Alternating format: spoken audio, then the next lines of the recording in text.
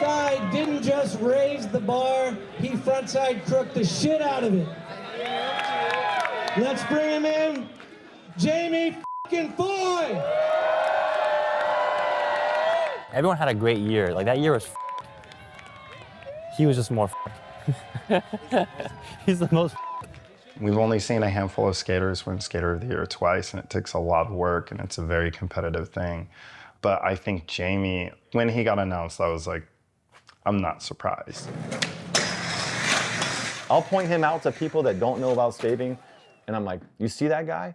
That's one of the best, like, look at his build and just look at him, right? That's one of the best athletes in the entire world. Jamie's always maintained this like working class hero type of dude. And if you truly love skateboarding, you can really tell in somebody, you know, and you can tell that there's that passion and energy when somebody's doing something and they don't give a fuck about anything else. Bro, yeah, 100%. We've always been really competitive, but it's just like, it's all love, you know? It's nothing like, but I could definitely tell you, I feel like now, like, bro, that fool's like, I'd say surpassed me, but like, bro, that fool's like on a whole nother level. Like, he's broken through. When Jamie won Skater of the Year the first time, he just happened to win it. Like, it was crazy. He wasn't like, all right, I'm gonna go win SOTY this year. Like, it was just like, he was just trying to turn pro. He was just trying to get money, really, like just trying to make it in skating. Yeah, if we remember, I mean, Jamie was Flow, Am, Pro, Skater of the Year in 1 year. Who does that? I think he's been skating since he was like 2 or something. Right, Pat? Like, Jamie's been skating 1. He did start coming around Baker Boys and skating the park a lot. But if I'm being honest, I mean, I don't want to sound crazy. A lot of us didn't really see anything, you know, in the start. At the time in skating when Jamie was coming up, it was very easy to sleep on that type of skater, the unconventional build, the, you know, like doesn't fit a certain cool guy mold. I just kind of thought it was more or less like, they don't know me yet. And if there was some stigma with like, oh, he's the kid that does contests, the king with the pink shirt, I didn't even have that in my mind at the time. Because to me, I was just doing what I had to do or what I could do to stand out in a fucking world of amazing skateboarders.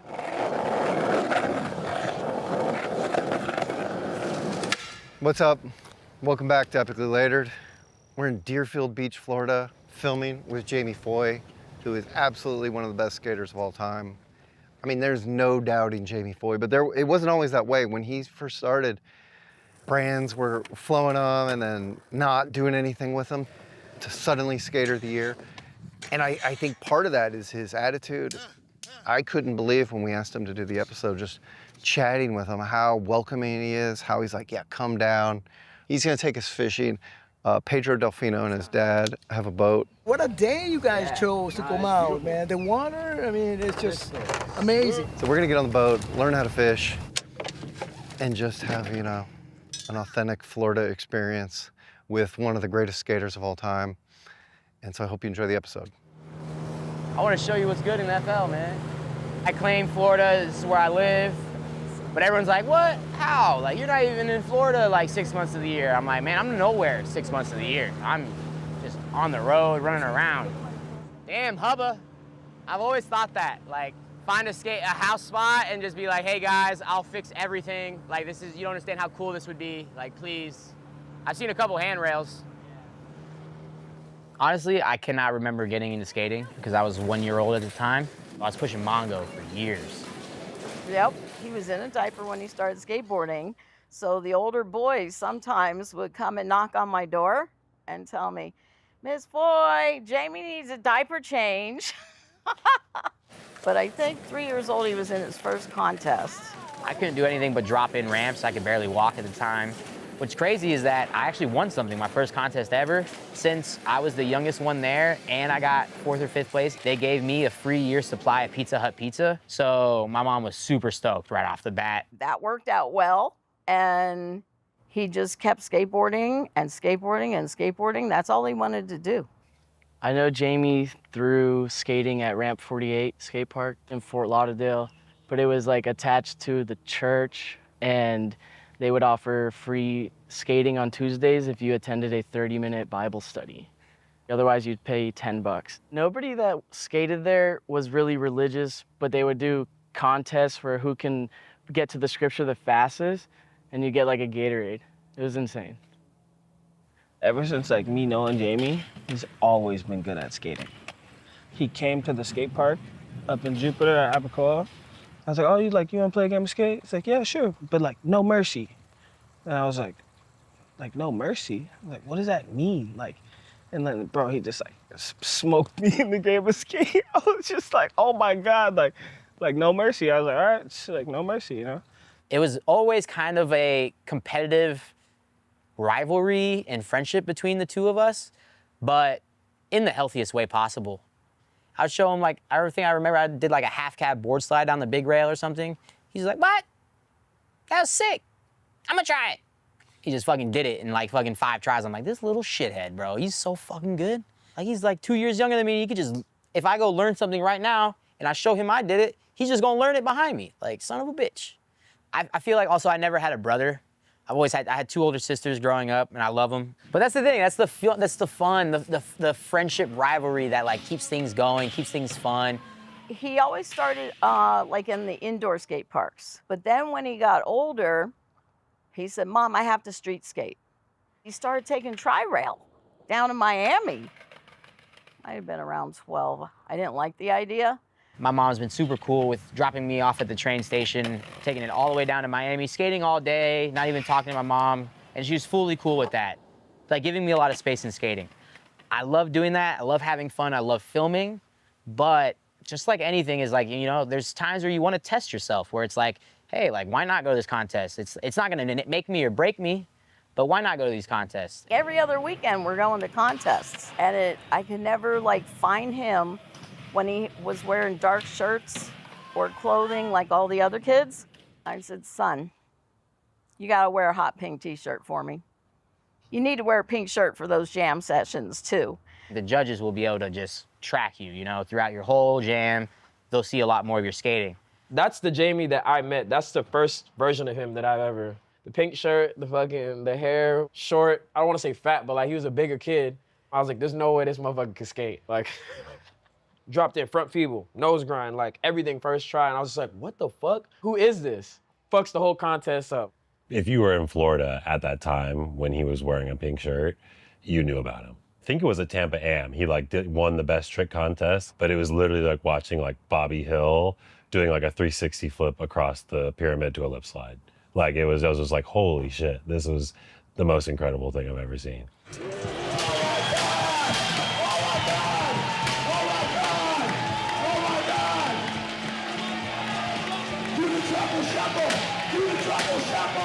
I'm over there doing the truffle shuffle. I don't care, man. I was so hyped, man. I was so gassed. Oh my God, absolutely. A ton of people probably thought I was being a dick, but that was like the instructions for Tampa Am. Jamie did not seem fazed by it at all. And after I won that contest, people started to learn my name. So then that's where I was like, all right, I can wait off of being the pink t-shirt kid and start weighing into like, I'm Jamie Foy, and I wanna, you know, I'm here. I was on my shop, and I was Flow for Nike at the time. Nike ESV was my first ever sponsor. Yeah, I remember my first scuba box from Nike was like 15 pairs of shoes or something like that. Psh, you kidding me? I wore a new pair of shoes to school every day for 2 weeks. People were tripping. Like, wait, what? New shoes? Yeah, what? New shoes? That's easy. Sponsored by Nike now, guys, come on. You know? It was so funny, and that was like a crazy time where I was just like, oh, I'm Flow for Nike now? Like, dude, shit's lit, you know? And then that's just the next start of the hardships, you know? It's like you hit the all-time high where you're like, fuck yeah, I'm doing it. And it's just fucking, you know, you're just, and I'm just there. I was just there for like 4 or 5 years after that point. Jamie, for the longest time, being a flow skater, it wasn't necessarily working for him.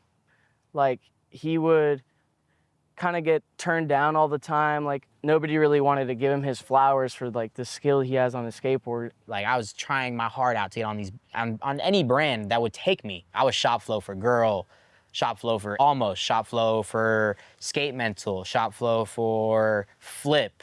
Yeah, I don't know, it was just like a weird timing. People didn't really, they didn't believe in the investment at the time and really see like, I don't know. Maybe the contests, a lot of contest stuff early on.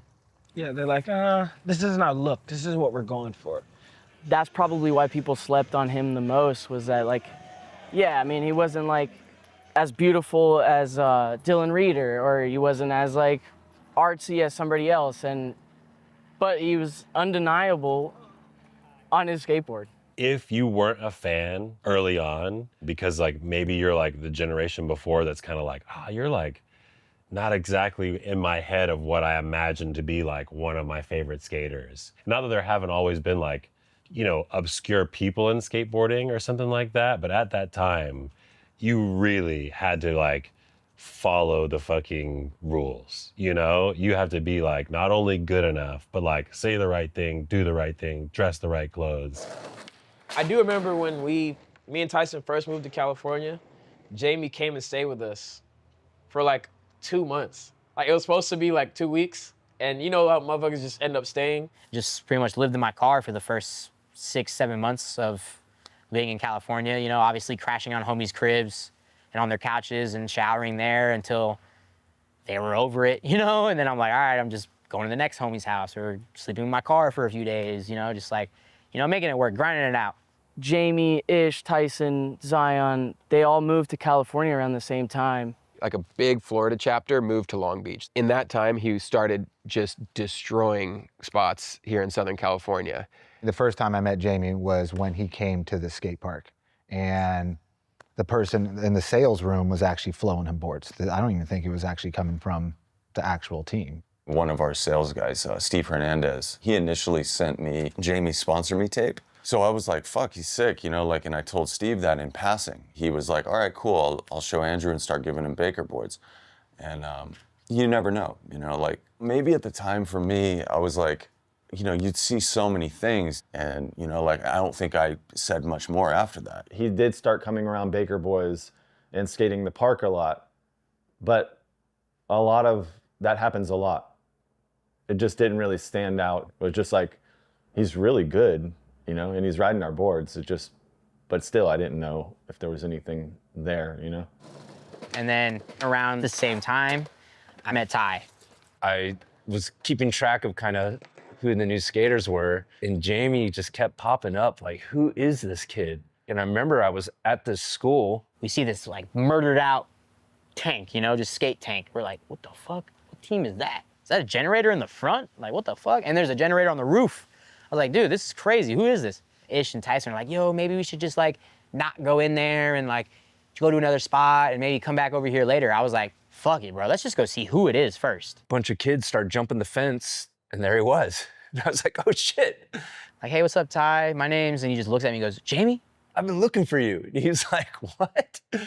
I was just tripping. I was just like, what the fuck, dude? This is crazy. Ty Evans, like one of the most legendary filmers in the game. And I was like, oh, I'm making a video. Like, I want you to be in it. What? Really? Yeah, man. It would be you, Chase Webb, Carlos Icky, Cody Lockwood, and Michael Paluzzi. You know, just like was kind of spitballing whoever was around. I love seeing the potential in someone. And if someone doesn't give them a chance, they can't flourish. And so that's like something that I love. Ty was a big advocate of him in the early days, so I would get on those sessions, and you could see the talent was there. When like him and Ty really like linked up, the chemistry or whatever they had going on, like it was like Foy, I think, seeing really what the drive and how like to sew it up. And I think he just was, all right, I'm just gonna do this. Let's go, it's all in. He was so green to it all. And when I say that, I mean lighting up spots, Bondo, song, like all the stuff that comes in line with filming and making it happen. I'm jumping out and Jamie's just like right next to me, like looking at the Sawzall, looking at the Bondo, and I noticed that and I was like, all right, I'm gonna teach him. There's 2 words that come to mind when I think of Ty. Those 2 words are no excuses. I get to a skate spot and I'm like, this thing's almost perfect. I could probably do this trick, except for this thing. He's like, oh, no problem. You give him an hour, it's gone. If it's something little, give him 15 minutes, cracks fixed, ground's fixed, because he sees the big picture. He doesn't care like, oh yeah, you gotta like Bondo all this to like do this crazy trick on this rail. All he wants to see is that crazy trick on the rail. He showed me everything is possible, and the way skateboarding is portrayed in my mind is fully been altered and changed because of Ty Evans. So this was probably months into Jamie just being flowed, and Terry Kennedy was in the skate park every day for a while, and he would just skate with whoever was there. And Terry like took it upon himself to come out to the parking lot with me. He kind of flexed on me and was like, this kid is the greatest skateboarder I've ever seen in my life. Like, you got to pay attention to him. Like, you guys are fucking up. So I was like, all right, let me see what's up. What? Send it! And then we invited him on a little skate trip with Ellington just to kind of see, like, let's have him come with us and see what happens. We did a Midwest demo filming street trip, and the kid was MVPing it without even trying. Within the first conversation I had with him, I was like, oh, this kid's one of us. This was in 2016 when I was getting flow boards from Baker and Deathwish. It was kind of just going back and forth. I remember waking up to a phone call from Reynolds. And he goes, yo, what's up? Talk to Steve, and he said you want to be on Baker. And I mean, it's kind of hard because like right now we have T-Funk. I can't just like put you on Baker before T-Funk. I was like, oh shit, like is he gonna kick me off? Like fuck, another one? And he's like, but Deathwish has nothing going for it right now. No flow dudes, no nothing. What do you think about getting on Deathwish? And I was just like, fuck yeah, dude, I'm down. I think after that tour, it was pretty much a full confirmation from everybody how incredible he was, and Jamie was an awesome all-around person.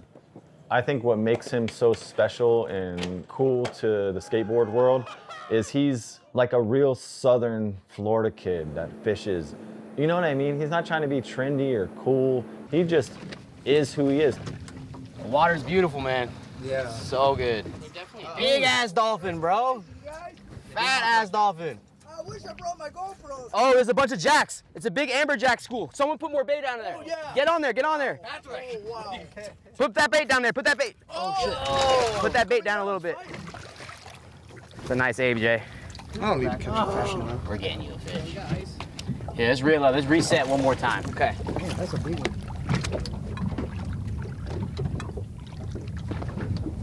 Feeling anything?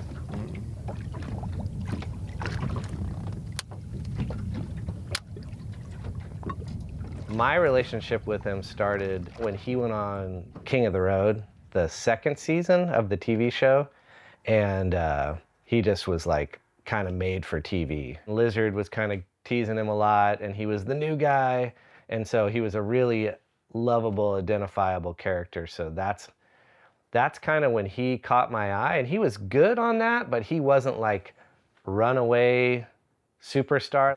And then shortly after that, though, it was just like, oh God. I was working on 2 video parts at the time, the Flat Earth, and then I was working on Deathwish Part 1. The pace in which he puts shit out, there's no stopping it. I mean, I think once he like front crooked El Toro, that's like when everybody was like, holy shit, Jamie, you know?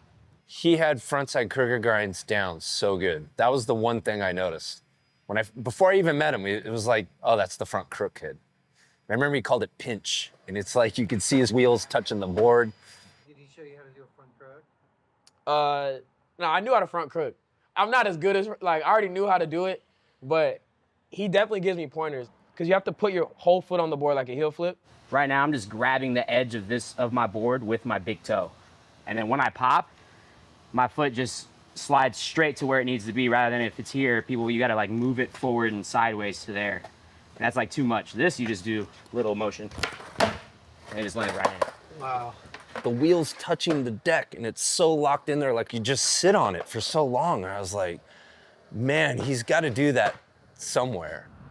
We're talking about enders and stuff for the video, and Ty's just like, you think you can front crook El Toro? And I was like, fuck. And I kind of did need an ender. I mean, I had some few tricks, but let me go there, front feeble it, see how this feels, right? I was like, I front feeble so many rails, I could 1,000,000% front feeble this rail. And if I don't front feeble this rail, then I'm definitely not front crooking it, right? So I go there with Deathwish, front feeble it, and I think it was 2nd or 3rd try, put it in my Deathwish part, right? No one's ever front feebled it. So that was like, it was an easy grab for me in my mind. So I land my trick, I'm all cocky as fuck. I'm just like, oh yeah, I'm gonna call Ty right now and let him know. I got the front crook, no worries. Line it up for 2 weeks from now. Bro, I woke up the next day, I look at my ceiling in my room, I'm just like, fuck, dude, what did I do that for, you know? Like, so bummed. Like, fuck, dude, that 2 weeks were so long for me. So where does Jamie put the fear is what I want to know. I've always wanted to know that, you know, because he's so calm when he's skating something so scary. One of the most confident skaters I've ever seen. There's no real hesitation. He's gonna go for it. And the other thing about Jamie with his skating is his slams are monstrous.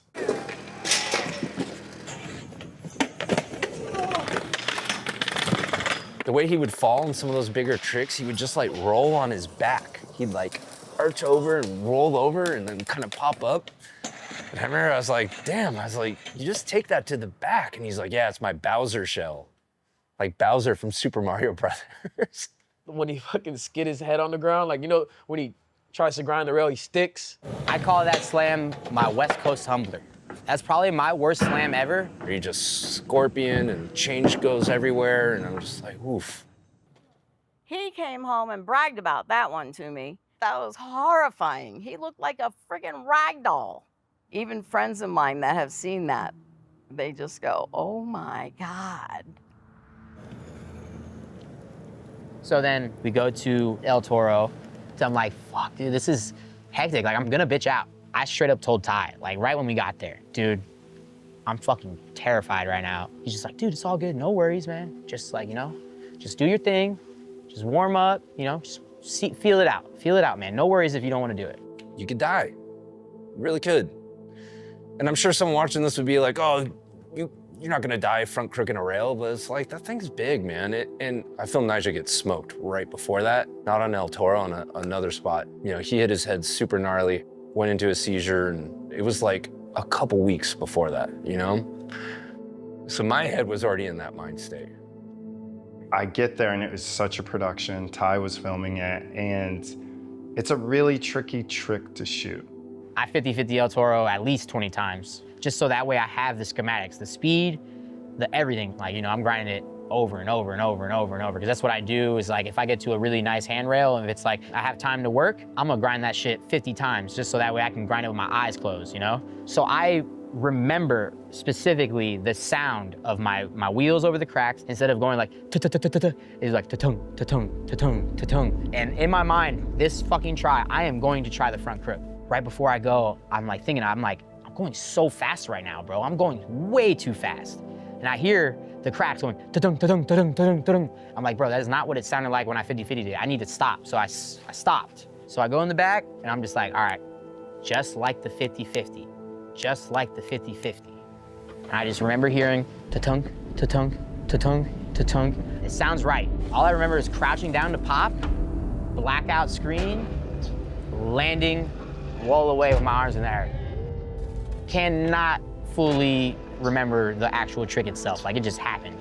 Honestly, the highest of highs that I've ever had in my life.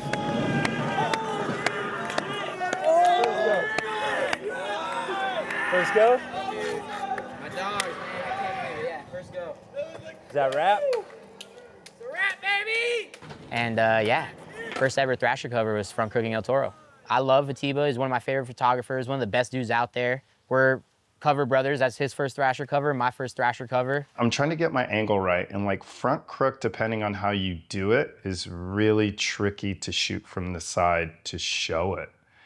And it was one of those things, I was like, oh, there's no way he's making it first try, so I'm gonna go with my conservative angle that shows the stairs good and makes it look longer, instead of shooting it straight on where, you know, the rail would be a singular line. And dude does it first try.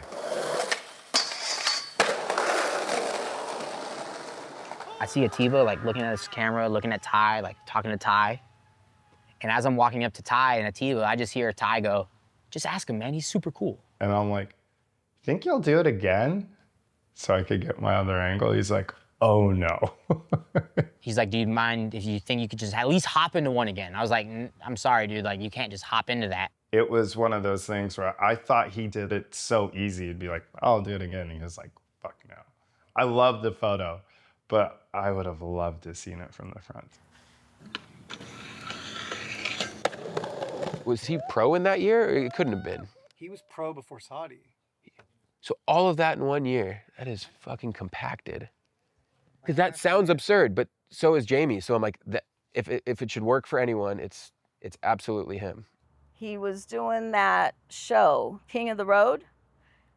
That's when he turned pro, the last episode. So his sisters and I flew out for that. They rush out on the stage with my mom, my sisters, Ellington, J-Bone. They bring out boards, and like, you know, I start crying. It was just an obvious thing, you know, like it was, there's some people like that, I think they're just like, they're unstoppable, and you see that, and everybody sees that, and there's like, people are going like, why isn't he pro, even though he's only been around for 10 months or something. And I think it was right before Skater of the Year. At the time, it was me and Louis Lopez were like the two guys that they were like putting us against each other, you know, like those are the top two dudes. We all thought Louis was gonna win because Louis was like pro, he's from out here. Thrasher is gonna pick Louis for sure. And I love Louis, literally one of my favorite skaters. And I'm just so proud to be in the talks of it all. Jamie wasn't really on Jake's radar, so there was a lot of me explaining and like kind of like going, but. Sodi was the biggest surprise I've probably ever had in my life. There was a funny moment at the surprise. Like, it was almost like Jake wasn't fully convinced, so he like grabbed him by the shirt. So you gonna fucking rep it forever? I'll rep it for forever. fucking ever? Forever. Till death? Yes! Yes! Like, he had to like kind of give him a last second shakedown to make sure he was worthy. So I think he passed muster.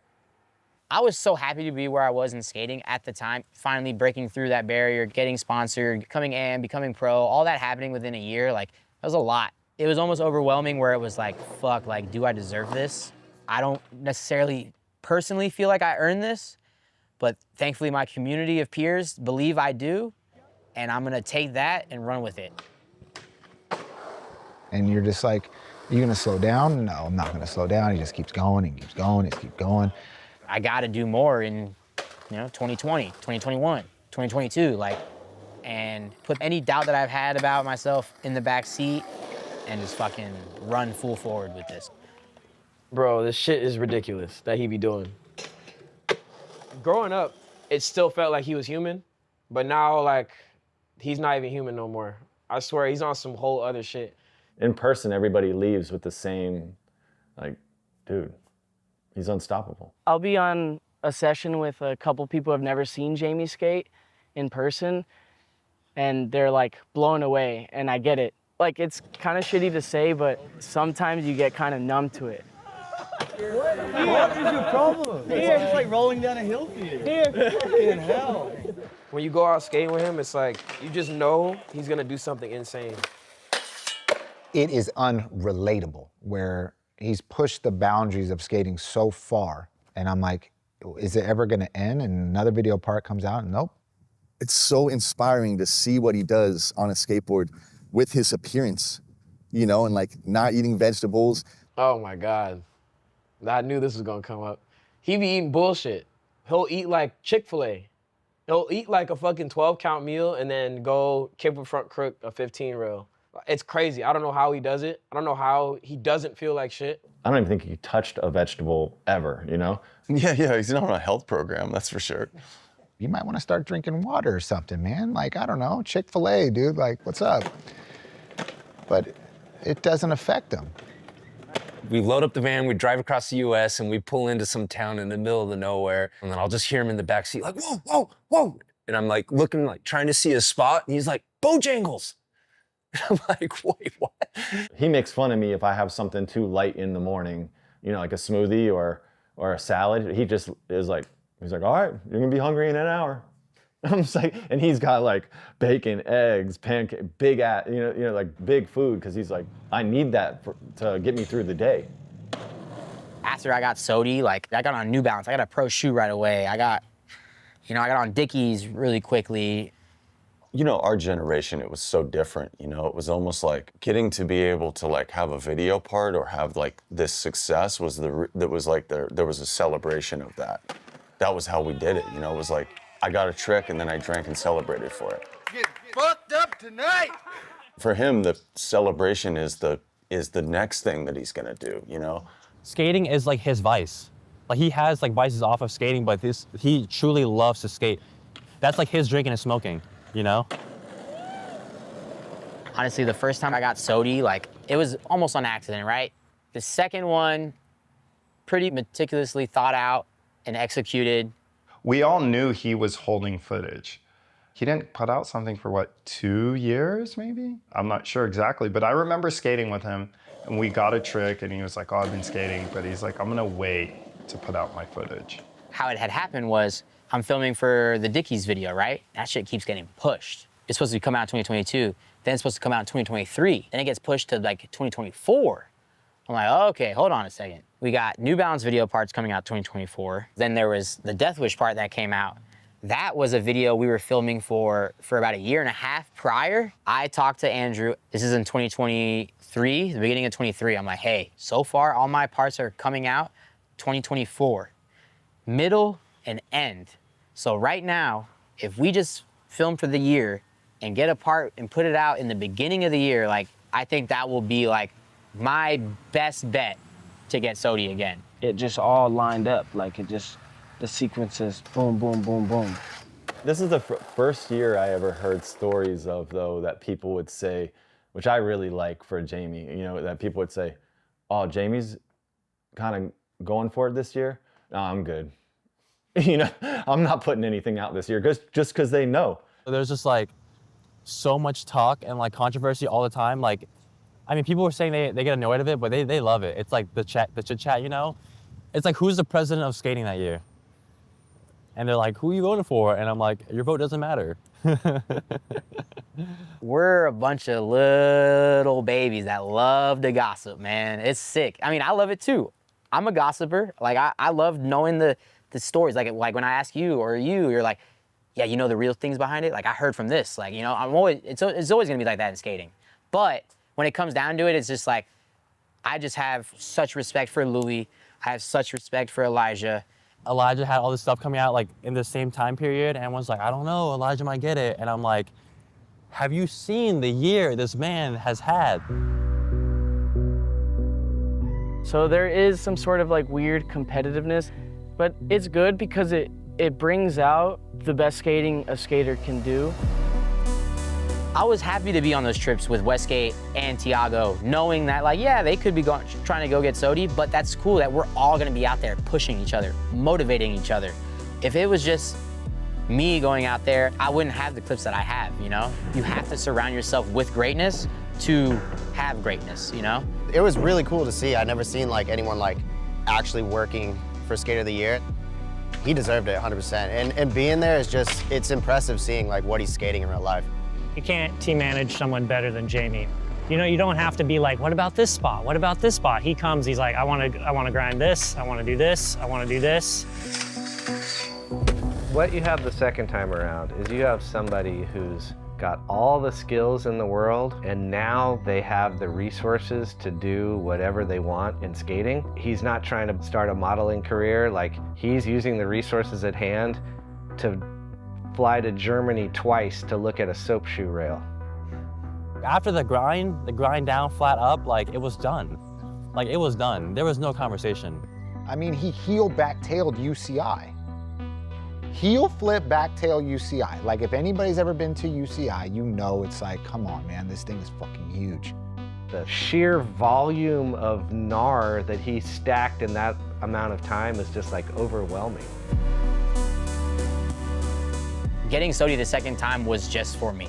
Like, personally, it was like, you know, I appreciate everyone saying like, I knew you could get it twice. Like, I knew you could do it again. Like, I appreciate that, but I needed to do it for me because I didn't know if I could do it again.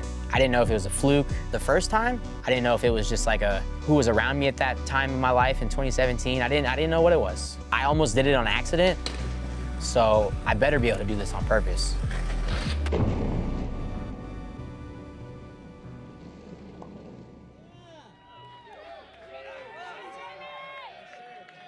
Yeah, I just want to thank all the friends, family, and everyone that can make this possible. It's not a single thing, like just all my sponsors and everything that helped everything out, and just thank you guys for everything, all the love, and thank you Thrasher and everything to make this happen. Skate Rats forever, yo!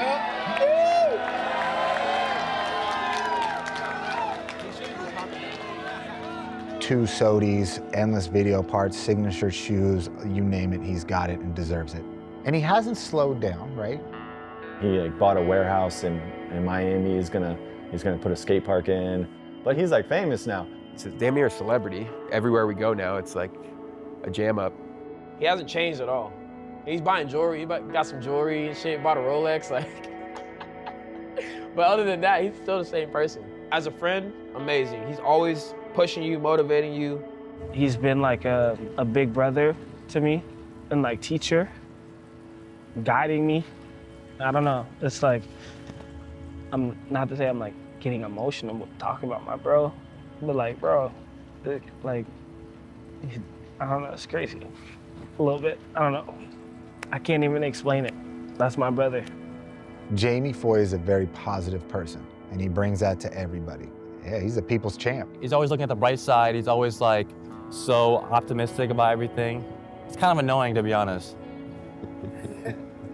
I remember, I'm like, how do you do this? You know, he's like, oh, you just gotta apply yourself. You just gotta apply yourself, it's easy. And that's so inspiring. It's like, wow, if he could do that, it's like so many people probably could, but they just don't apply themselves like Jamie does. I'm gonna do everything I can to take control of my world and try to make it the best place for me and the best place for my family, for my friends and everything. So, I mean, it's changed me in the sense of financially, I can access a lot more now. I can help out a lot of people. What's cool is that I've gotten to the point in my career where 75% of skateboarding is showing up, you know? Like, as long as I show up, I'm doing my job. Like, yeah, some days I might be hurt. Some days I might not want to skate. But as long as I show up and I talk to kids or I just keep it real with people, I think I'm doing my job as well as I can. And I'm so appreciative that the people along the way have put me in a place to be able to do that.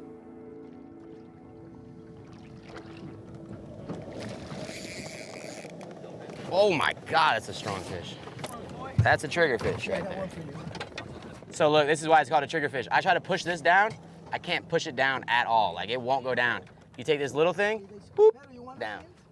That's the trigger.